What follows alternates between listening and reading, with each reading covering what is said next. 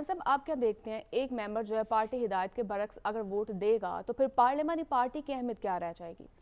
دیکھیں بنیادی طور پہ یہ پتہ نہیں جو آئین کو دیکھتے ہیں ابھی آئین کو ری رائٹ کرنے کی باتیں ہو رہی ہیں. مجھے تو ایسا لگتا ہے کہ مفادات، پاور پالیٹکس، الائنسز، شرائکہ یہ سب جو ہے وہ ختم ہو کر رہ گیا. کوئی ایک بات تھی جمہوریت کی 2006 میں جب یہ 14 مئی 2006 کو بینظیر بھٹو اور نواز شریف صاحب کے درمیان یہ میثاق جمہوریت کا معاہدہ ہوا تھا اور اس میں کچھ چیزیں تھیں جس کو نظر انداز کر رہے ہیں. میرے خیال میں اس میں میثاق جمہوریت میں یہ چیزیں مست تھیں کہ پاکستان میں جمہوری نظام کو مستحکم کرنا اور آئین اور قانون کی بالادستی کو جو ہے وہ یقینی بنانا تھا.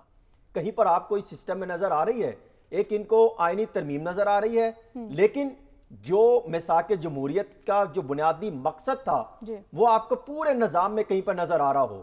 یہ تمام جماعتیں دیکھیں کس پوزیشن پر سٹینڈ کر رہی ہیں.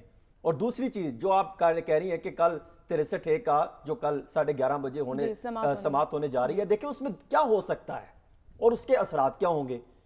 اسی کیس پر بہت ساری چیزیں جو ہے وہ ایک آپ سمجھ لیں یہ پلر ہے ایک بنیادی طور پہ جس پر آگے چیزیں بڑھنی ہیں، عمارت بننی ہے. یہ کیا ہو سکتا ہے؟ نمبر 1 جسٹس منیب صاحب یا تو وہ خط لکھ کر سائٹ پر ہو سکتے ہیں جو جہاں تک میں سمجھتا ہوں کہ جس طرح ایک صدارتی آرڈیننس کے تحت پریکٹس اینڈ پروسیجر ایکٹ میں ترمیم کر کے آرڈیننس لا کے ان کو کمیٹی سے نکال کے خام خیال جو ہے وہ کمیٹی بن گئی، پھر ایک انہوں نے کہا کہ کل فیصلہ ہوگا. تو امکان تو یہ نظر آ رہا ہے نا یا تو وہ خط لکھ سکتے ہیں یا پھر کیا ہو سکتا ہے اگر آپ ماضی میں جائیں آپ کو یاد ہوگا جسٹس عمر عطا بندیال کی سربراہی میں ایک بینچ بنا تھا فوجی عدالتوں کا، تو قاضی صاحب آئے تھے، قاضی صاحب نے کہا تھا میرے ساتھ یہ میرے ساتھ غلط ہوا، انہوں نے پوری ایک تفصیل رکھی. تو پھر یہ بھی ہو سکتا ہے کہ کل جسٹس منیب آئیں اور آ کے کہیں یہ میرے تحفظات ہیں اور پھر اسے جو ہے الگ ہو جائیں یا سسناس لے لیں. لیکن فیصلہ اگر یہ ہوں گے تو بھی جو ہے یہ 63 کا فیصلہ حکومت کے حق میں دینا ہی دینا ہے جو نظر آ رہا ہے. اگر نہیں ہوں گے تو پھر بھی فیصلہ دینا ہے. اس فیصلے دینے کے بعد جب فیصلہ آئے گا تبھی پتہ چلے گا نا معاملہ بنے گا. لیکن اس پورے نظام میں جو آپ کس پہ یہ کیسے بنا 63 کی کل سنوائی جو کیس ہونے جا رہا ہے کس طرح بنا؟ پہلے تو پریکٹس اینڈ پروسیجر ایکٹ کے تحت جو آرڈیننس صدارتی آرڈیننس کے تحت آیا اور وہ کون لے کر آئے؟ وہ حکومت لے کر آئی. آپ اندازہ کریں ایک وقت جب قاضی صاحب تھے تو یہ فیصلہ آیا جیسے پریکٹس اینڈ پروسیجر بل جو ایکٹ لے کر آئے تو انہوں نے ٹائم لیا کہ ہونا چاہیے فلاں ہونا چاہیے اور یہاں پر شفافیت کہاں چلی گئی؟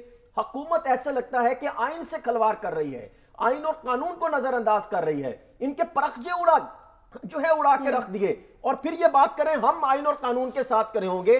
آپ یہ دیکھیں ایک طرف آپ آئین رکھیں، ایک طرف ان کے منشور رکھیں اور دوسری طرف ان حکمرانوں کو نظر جو ہے ان پر نظر ڈالی. آپ کو اندازہ ہوگا عدلیہ میں تقسیم جو ہے ہم دیکھ رہے ہیں آج نہیں ماضی میں یہ ماضی سے دیکھتے آ رہے ہیں نا، ہر دور حکومت نہیں ہوتا. سیاستدانوں نے کی، ان حکمرانوں نے کی، یہ پی ڈی ایم 1 کے دور سے شروع ہوئی. آپ دیکھیں جسٹس نسیم والا معاملہ کب سامنے آیا، کون جو ہے وہ پارلیمنٹ پر جو ہے وہ انہوں نے دھاوا بولا، کون سے سیاستدان جو کالے کوٹ پہن کر گئے، یہ کب عدلیہ کا مذاق اڑایا گیا، کب آئین کو نظر انداز کیا گیا. کیا یہ پہلی دفعہ ہو رہا ہے؟ پاکستان میں آئین کو ہمیشہ ہی نظر انداز کیا گیا. آئے حکمران آئے، انہوں نے اپنے مفادات کو سامنے رکھا، اپنے مقاصد کو رکھا. احتساب کی باتیں کر رہے ہیں، خود تو پی ڈی ایم 1 میں انہوں نے اپنے حکمرانوں نے اپنے آپ کو احتساب دلانے کے لیے قانون میں ترمیم کر دی اور اب آئین میں ترمیم کرنے جا رہے ہیں. بالکل آپ کا پوائنٹ آ چکا ہے.